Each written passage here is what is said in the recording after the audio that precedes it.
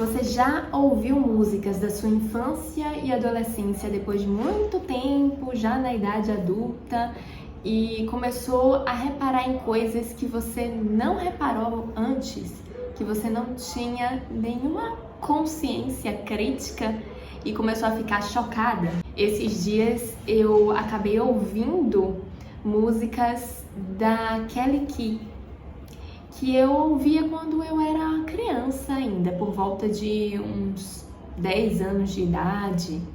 E aí eu fiquei pensando o quanto as letras de algumas músicas, da Kelly Key mostram tanto da ideia que a mulher tem de controle dentro dos relacionamentos.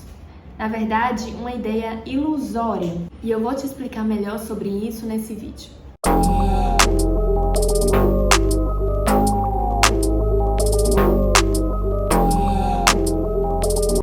Na música Cachorrinho, a Kelly Key fala sobre um relacionamento abusivo, um relacionamento em que ela é maltratada, quando ela diz: se tem uma coisa que me deixa passada é gritar comigo sem eu ter feito nada.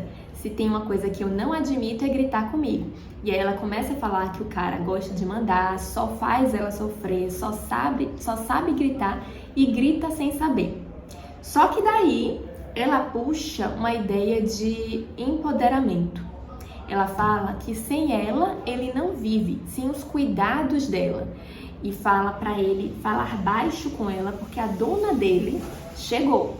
E aí vem o refrão: vem aqui que agora eu tô mandando, vem meu cachorrinho, a sua dona tá chamando. E para reforçar ainda mais essa ideia de poder dentro desse relacionamento, tem essa parte do sit, junto, sentado e calado. Eu não sei se você já se deu conta de passar por isso em algum relacionamento ou ter uma amiga que tá passando por um relacionamento que claramente não é saudável, mas que ela acha que tem algum poder dentro daquela relação, que ela realmente acredita que ela tem um poder e que ela inclusive não vai deixar que algumas coisas aconteçam ou que ela pode fazer com que aquela pessoa mude de alguma forma.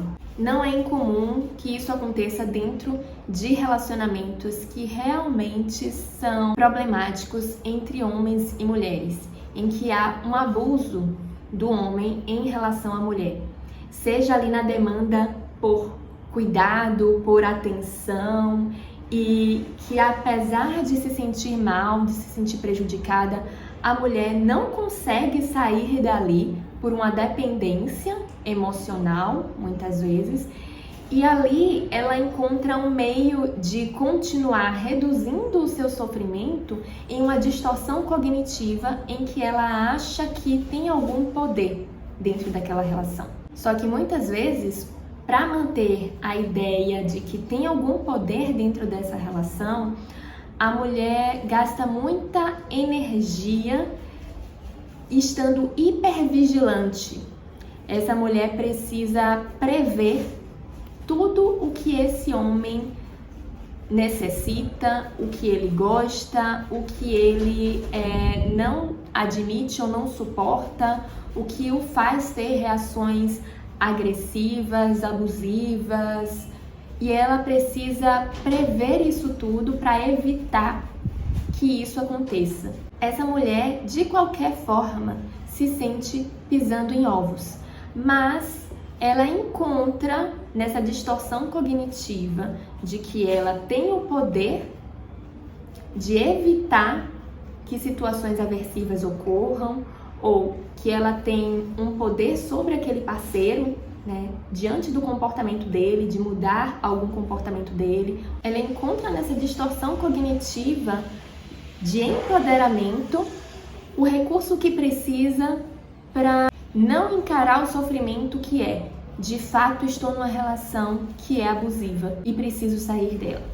Quando a gente vai olhar mais a fundo para essa mulher que passa uma ideia de empoderamento com esse discurso, a gente pode ver que, na verdade, ela se encaixa nos 4 precursores da Síndrome de Estocolmo Social, que a Graham traz em Amar para Sobreviver, Mulheres e a Síndrome de Estocolmo Social.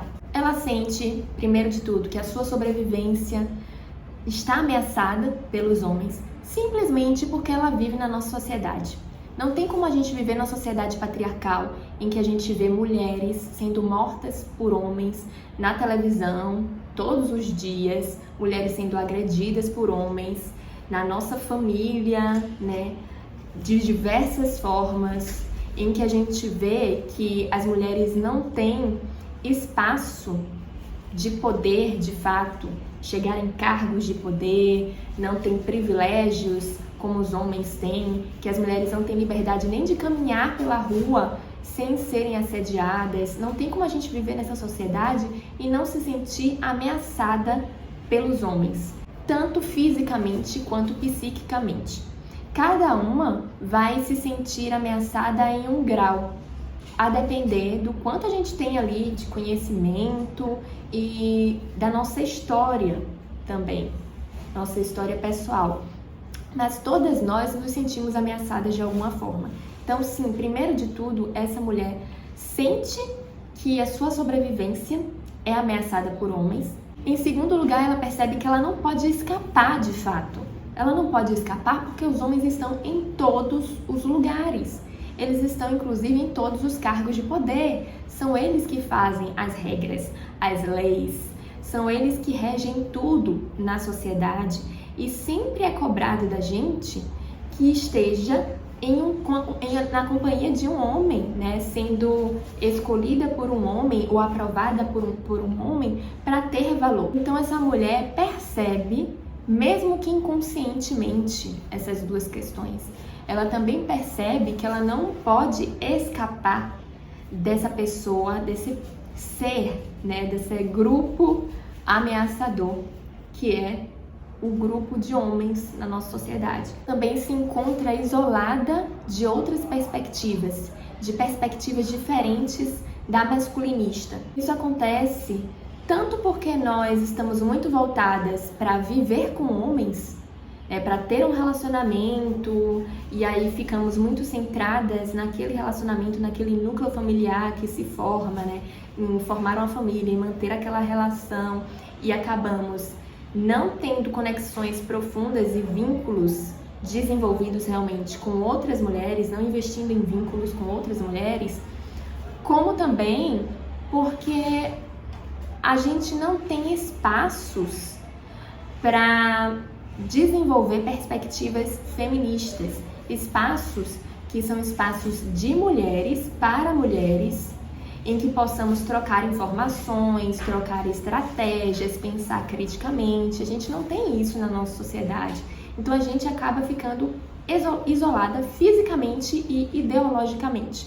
Se são os homens que constroem tudo, eles passam para todas as pessoas a perspectiva deles, a perspectiva masculinista. Na ciência, em todas as outras áreas, inclusive a perspectiva masculinista sobre nós mesmas, sobre o que é ser mulher e quem somos nós. E por último, ela percebe bondade nesse homem. Qualquer ato de bondade, de gentileza, qualquer ato de cuidado, por mínimo que seja, para uma mulher na nossa sociedade, passando por tudo isso, né, com todas essas características que eu citei, vai ser visto como muito valioso. Então, a cereja do bolo é que ela percebe bondade nesse homem. Assim como ela percebe bondade, ela também tem a percepção de que se aquele homem que tem comportamentos agressivos, violentos, abusadores, faz parte desse grupo, né, inclusive, que tem esses comportamentos, tem comportamento de bondade também, então há a chance dele conseguir, inclusive, cessar essa violência. E se há essa chance, eu tenho controle sobre isso, eu posso fazer isso, eu posso realizar isso. E aí começa a se formar essa distorção cognitiva. Esse homem, por mais que tenha questões problemáticas, tem bondade, por mínima que seja, se torna muito grande para essa mulher. E se ele tem isso, então ele também pode cessar a violência. Ele pode ser bom. Eu posso fazer com que ele seja bom mais vezes, desde que eu tenha os comportamentos certos, desde que eu saiba o que fazer com ele. Eu tenho o poder de controlar quais as reações que ele vai ter.